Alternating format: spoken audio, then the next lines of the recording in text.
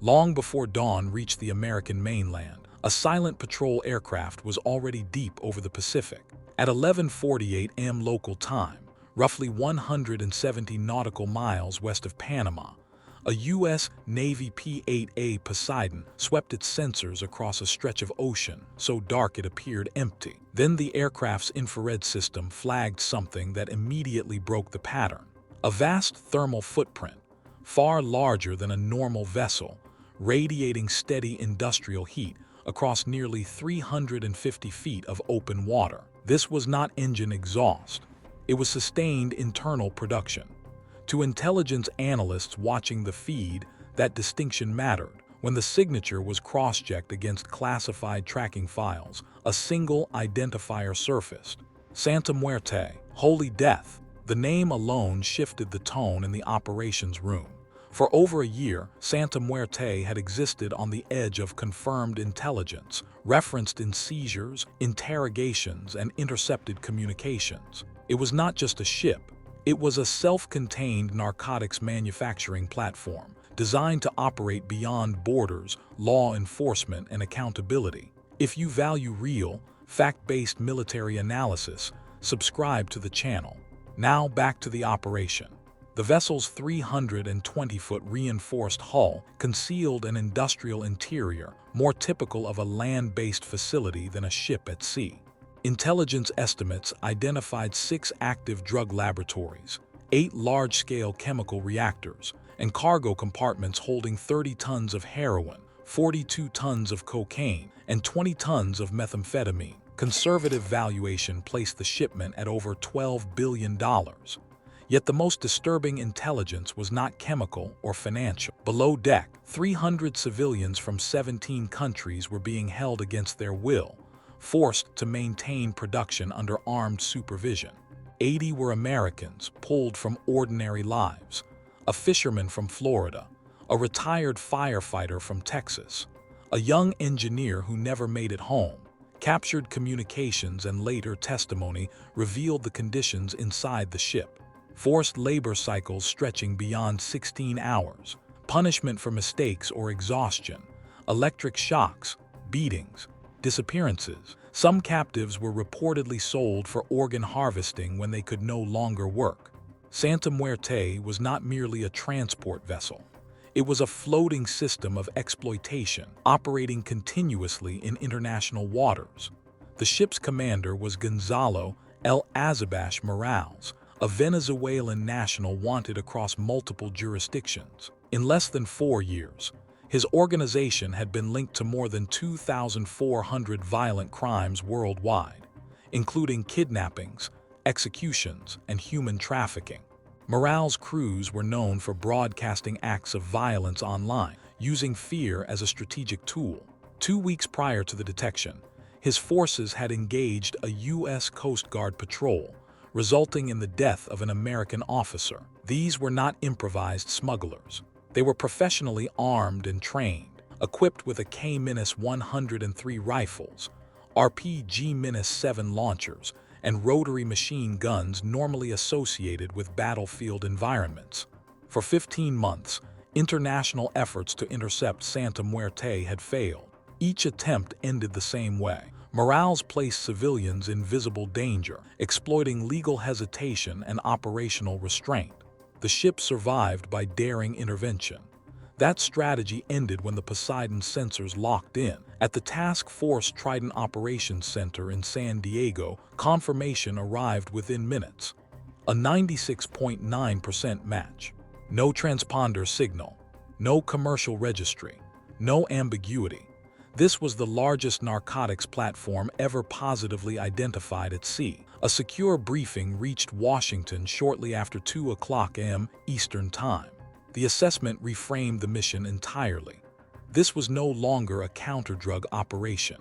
Americans were being held in bondage beyond territorial waters. At 2:12 a.m., authorization was granted for Operation Iron Tide.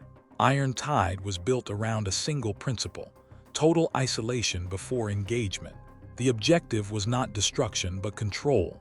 Rescue every captive, prevent escape, neutralize resistance without collateral harm. The operational package reflected that priority. 42 low observable aerial drones equipped with precision microcharges. 24 Hammerhead-X autonomous underwater systems tasked with disrupting sensors and communications. 12 Virginia-class attack submarines, each carrying special operations teams, supported by surface assets including the U.S. Coast Guard cutter Stratton. At 2:16 a.m. local time, the Pacific surface appeared unchanged. Beneath it, unmanned underwater vehicles moved into position, mapping electronic emissions and hull signatures. Their payloads were not explosives but electromagnetic suppression systems.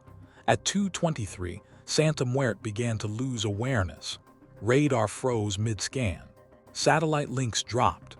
Internal communications failed. Lights dim. On the bridge, armed guards stared at blank displays, unaware that a containment perimeter had already formed. Moments later, American submarines surfaced in a dispersed ring. Hatches opened. Operators emerged silently, already assigned and synchronized. At 2:26, aerial drones descended from altitude, eliminating exposed sentries with microcharges designed to neutralize individuals without damaging the vessel.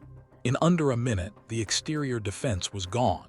Confusion spread inside Santa Muerte as gunfire erupted into darkness with no targets and no orders. At 2:30, boarding teams moved. Some scaled the hull directly.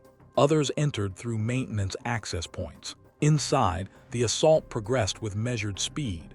Breach charges opened sealed compartments. Gas and flash devices disoriented resistance. Suppressed fire echoed briefly through steel corridors. Within 5 minutes, all external decks were under control. The defenders still lacked a coherent picture of the attack. At 2:31, interior objectives were executed simultaneously.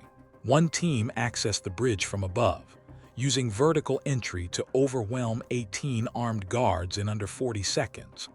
Another neutralized booby-trapped weapons lockers filled with rifles, launchers, and missiles. Fiber optic cameras identified hidden detonators beneath the deck plates. Each was disabled silently.